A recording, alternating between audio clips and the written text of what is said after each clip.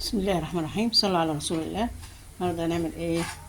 او فطارنا الملوخيه الحلوه ده الجميله. تمام. جبنا الملوخيه غسلناها كويس قوي. بعد كده قطفناها، يا تخرطيها بالمخرطه يا ان شاء الله حتى بغطا حله. تمام. تعملوا لها الايه الطشه الحلوه اللي هي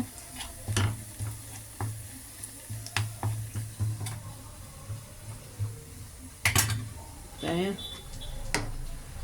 وايه، تشهقي لك شهقه كده يا خراشي. بسم الله الرحمن الرحيم.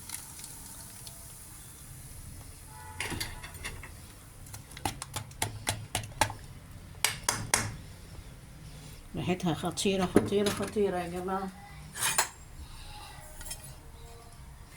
ناخد حبة كده.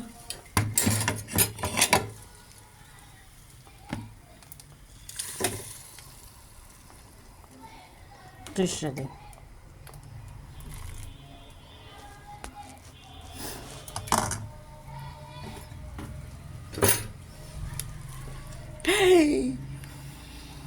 بسم الله الرحمن الرحيم. ايه رأيكم بقى؟ الملوخية الجميلة دي مع الفراخ الحلوة المشوية ديت، مع الايه رز البسمتي. حلو. تعالوا افطروا معانا.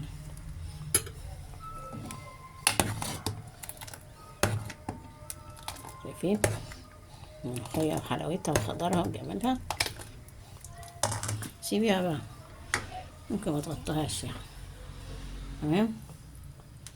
ودي ايه الفراخ اهيت، ايه تساوت اهي. تمام اهي. حلو جميل لحد طاير. احلى حاجة، احلى من المحمر واحلى من كده بدون دهون، صح؟ ايه رأيكم بقى؟ مش مكلف. جيب الكيلو ب30 جنيه ولا حاجة، تعملي فيه يجي 10 مرة.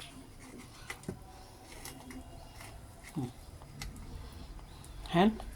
شوية مخلل وبتاع وعديها وديها ادي. يلا لكم منا أجمل الأماني والتهاني. أراك إيه هنا.